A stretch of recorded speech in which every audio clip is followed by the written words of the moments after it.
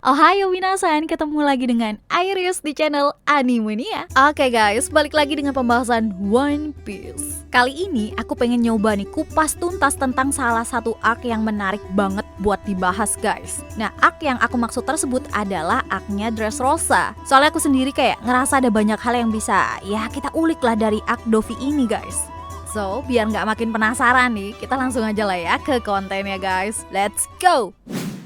Arc Dressrosa mungkin bisa aku bilang sebagai salah satu arc yang menarik banget sih. Bayangin aja ya, selain kita dikasih beberapa kejutan, di arc ini juga aku ngerasa kalau cerita yang fokusnya itu ditujukan kepada Doflamingo itu menambah kesan seperti ingin memperlihatkan apa yang terjadi pada dunia secara singkat. Tapi sebelum kita masuk ke pembahasan tersebut, aku pengen nih balik lagi ngomongin tentang beberapa kejutan yang dimunculin di arc Dressrosa ini guys.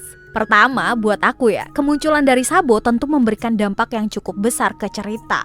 Siapa yang menyangka kalau setelah membuat Luffy kehilangan Ace yang menjadi salah satu orang paling berharga bagi dia, Oda Sensei itu malah dengan seenaknya mengembalikan satu sosok penting yang mana bukan cuma ngebuat kita semua terkejut nih, tapi bahkan Luffy sendiri pun ya gak bakalan menyangka. Terus selain mengembalikan Sabo ke jalan cerita utama, Oda Sensei juga mengungkap salah satu konsep lanjutan dari buah iblis, di mana konsep awakening khususnya untuk tipe paramesia pertama kali diperlihatkan. Lalu sebagai respon dari kebangkitannya, kekuatan dari Doflamingo, Luffy pun mau gak mau harus mengeluarkan wujud yang mungkin kita semua udah tunggu-tunggu.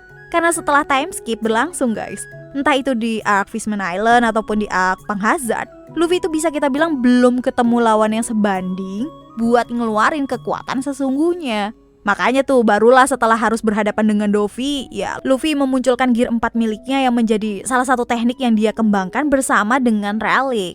Terus jangan lupa juga nih kalau si P-Zero atau Agent Cyberpool paling kuat di antara yang lainnya juga diperkenalkan di arc Dressrosa. Selain beberapa informasi kemunculan yang cukup mengejutkan barusan, di arc Dressrosa juga ada beberapa informasi penting yang terungkap. Mulai dari harta nasional Marijoa yang dikatakan oleh Dovi, yang sampai saat ini kita pun masih belum tahu secara pasti apa bentuk dari harta tersebut. Lalu ada informasi yang mengungkap juga tentang potensi sesungguhnya dari buah iblis Ope-Ope no Mi, yang mana itu juga menjadi alasan kenapa Dovi begitu menginginkan buah tersebut. Ya, gara-gara informasi kalau buah iblis Ope-Ope no Mi bisa memberikan keabadian, kita juga jadi bertanya-tanya, apakah sebenarnya udah ada orang yang merasakan kekuatan dari buah iblis itu atau belum? Nah, kayaknya nih cukup lah ya buat ngebahas informasi pentingnya. Sekarang kita masuk ke pembahasan yang utamanya guys. Dimana kalau menurut aku ya, arc Dressrosa ini menggambarkan gimana kondisi dunia One Piece saat ini. Well, gak percaya. Nih, kalian tentu tahu ya kan kalau hobi dari pemerintah dunia adalah menghapus sesuatu dari sejarah ya kan? Nah, hal ini yang juga jadi salah satu konsep yang diperkenalkan di arc Dressrosa guys, di mana Dovi melakukan penghapusan ingatan dan keberadaan dari seseorang menggunakan kemampuan milik Sugar. Ya, kemampuan Sugar ini rasanya cocok banget emang sama apa yang biasa dilakuin oleh pemerintah dunia. Tinggal sekali pegang doang nih, seseorang itu bisa langsung hilang dari ingatan semua orang dan keberadaannya seolah terhapus dari dunia ini. Sebuah konsep cerita yang mana tentunya berhubungan erat dengan apa yang terjadi di One Piece itu sendiri guys. Dimana sebenarnya orang-orang di One Piece itu juga kehilangan sesuatu tanpa mereka sadari karena kebiasaan atau cara dari pemerintah dunia yang suka menghapus informasi dari catatan sejarah. Makanya dalam bentuk penghapusan, sejarah yang telah lama hilang ataupun bahkan nama-nama orang yang sengaja dihapuskan oleh pemerintah dunia agar semua orang gak mengingatnya guys. Semua itu entah mengapa ya, bisa kita rasakan pada arc Dressrosa ini. Belum lagi korban dari kekuatan Sugar ini kan juga seperti yang kita tahu ya kan, harus membuat perjanjian guys, di mana mereka memaksakan suatu kondisi di mana para orang-orang yang berubah menjadi mainan tersebut gak boleh melukai manusia dan mereka harus selalu patuh kepada anggota keluarga Don Quixote. Sehingga dalam kata lain guys, mereka itu semua gak jauh dari yang namanya budak yang melayani tuannya. Apalagi kita juga tahu ya kan kalau Dovi itu memiliki bisnis bawah tanah yang juga memperkerjakan para orang-orang yang menjadi korban dari kekuatan Sugar itu. Lalu jika kita hubungkan dengan dunia One Piece saat ini, tentu hal yang sama bakalan kita lihat juga, di mana perbudakan emang masih menjadi salah satu isu yang sering terjadi. Bahkan parahnya lagi, orang yang melakukan itu semua berasal dari pihak pemerintah dunia itu sendiri guys. Tapi yang paling menarik nih, sebenarnya adalah bagaimana Dovi menjadi raja di Dressrosa guys, yang mana hal itu tentu diawali dengan mengendalikan Raja Riku.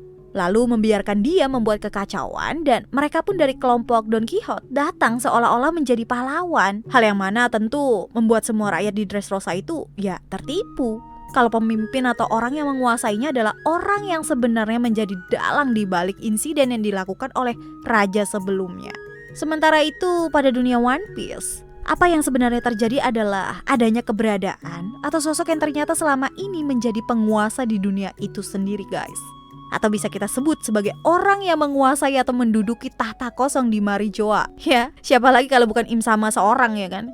Sayangnya nih, sejauh ini apa yang orang-orang ketahui mungkin hanyalah keberadaan dari Tenryubito atau bangsawan dunia yang mereka anggap sebagai pemimpin, karena kan mereka ini adalah keturunan dari orang-orang yang membuat pemerintah dunia saat ini.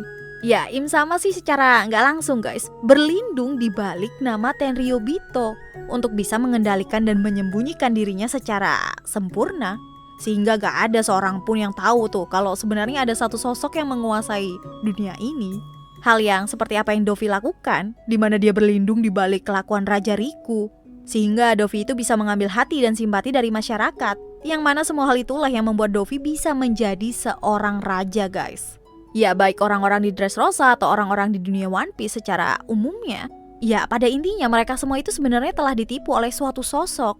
Orang-orang di Dressrosa ditipu oleh Dovi, sementara semua orang di dunia One Piece ditipu oleh Im Sama. Well, pokoknya ya buat aku ya, Arc Dressrosa ini emang punya storytelling yang ya terbilang sangat bagus, guys. Sehingga satu dan lainnya itu bisa tercerita dengan sangat pas. Apalagi ditambah beberapa aspek lain seperti keberadaan Dovi yang menjadi villain, atau ada beberapa kejutan-kejutan yang dimunculkan di arc ini juga. Semua hal itu ngebuat Arc Dressrosa menjadi sangat bagus secara keseluruhan, dan bisa kita anggap sebagai salah satu arc terbaik di cerita One Piece saat ini sih. Sebenarnya karakter Dovi itu juga sangat menarik banget, guys, buat kita bahas. Soalnya Dovi itu kan punya beberapa impian dan cara berpikir yang terbilang itu ya unik gitu. Cuma kalau aku masukin ke pembahasan ini kayaknya jadi kepanjangan, coy. Kasian kuota kalian. Jadi mungkin lain kali aja lah ya kita bahas orang bernama Doflamingo ini, guys. Oke, gimana nih? Kalau buat kalian sendiri, arc mana yang paling favorit dan bagus banget di serial One Piece? Oh ya, tambahan lagi, guys, kalau kalian misalnya pengen request tentang arc apa selanjutnya yang pengen dibahas, tinggal komen aja sih di kolom komentar. Oke? So, see you again next time. Adios, Caramelo. Stay safe everyone. Salam Animania.